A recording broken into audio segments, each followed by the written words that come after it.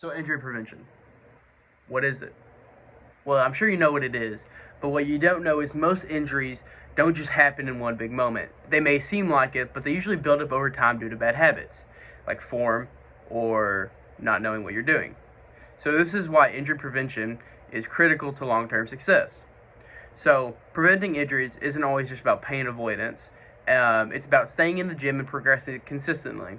When you're injured, you're sidelined and you cannot progress. But when you're healthy, you're always moving forward.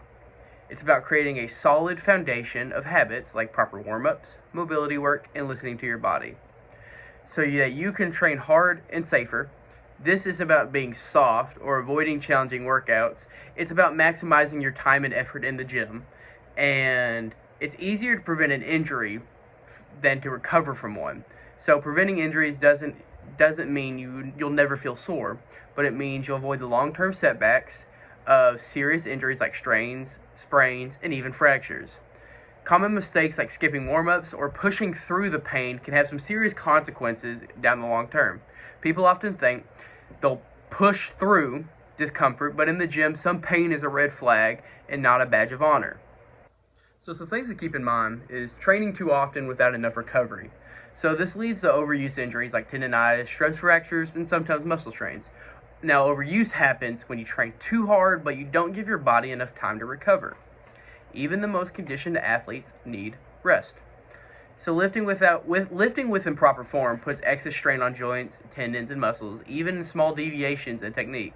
Letting your knees cave in on a squat or letting your heels lift up on a deadlift can cause serious injuries over time that you might not recognize. Now, usually these problems stem from a core reason, and usually that core reason is ego lifting, using too much weight too soon. Creating compensation movement patterns, it forces other muscles to take over when they shouldn't, which can lead to muscle imbalances, excess stress on connective tissues, and ultimately injury. So a study from the Journal of Strength and Conditioning Research analyzes the injury rates in weightlifting over 12 months. They found that at 4.5% of male gym goers and 0.6% of females experience weight training issues.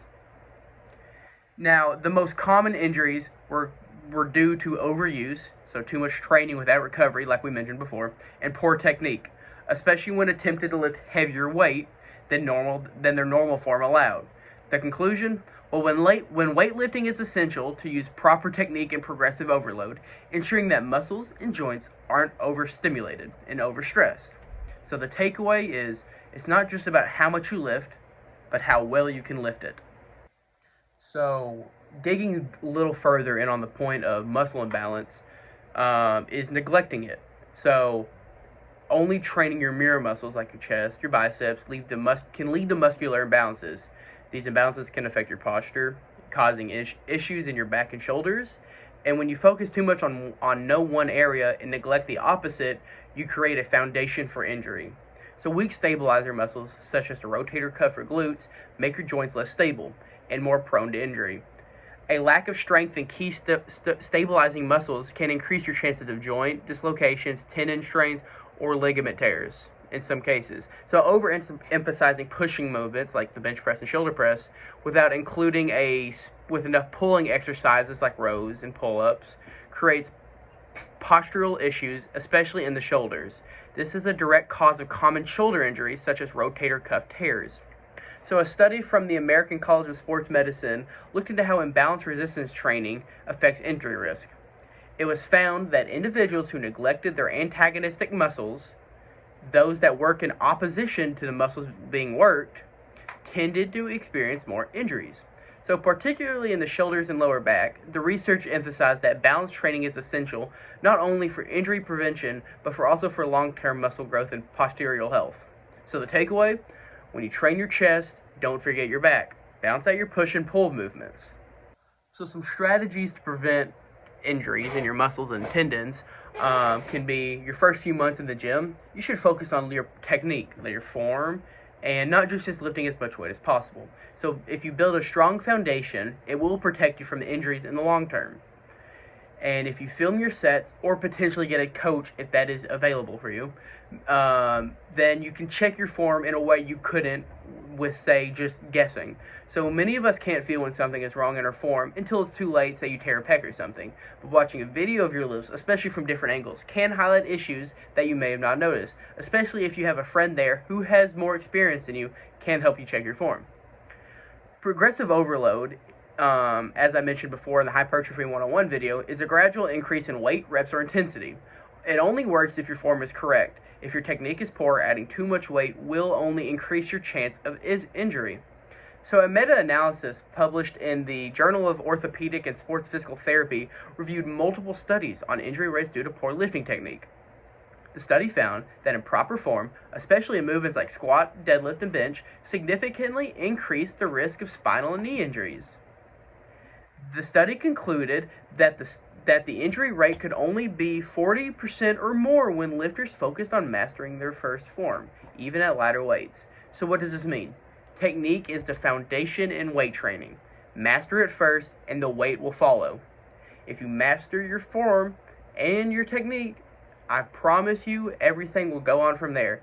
Now, depending on where you are in your lifting journey, you might need to take a step back to take 2 steps forward. So the last thing I want to talk about today is adapting to a long-term mindset. So listen to your body. Pain is your body's way of saying stop. If you feel sharp or deep pain, especially in your joints, it is important to back off. Continuing to push through this pain can lead to some serious injuries like tendon ruptures or tears. That's usually where you see someone's pec tear. If you notice chronic fatigue or discomfort in a particular area, it might be time to reduce your training volume or swap out exercises. Overuse injuries are often the result of ignoring early signs of discomfort. If you're consistently feeling tightness or soreness in your body, you may need more recovery time between sets. Adding an extra rest day can prevent overuse injuries and lead to better gains in the long run. Now, if just taking another day off isn't available, consider a deload week, every 4 to 8 weeks as needed.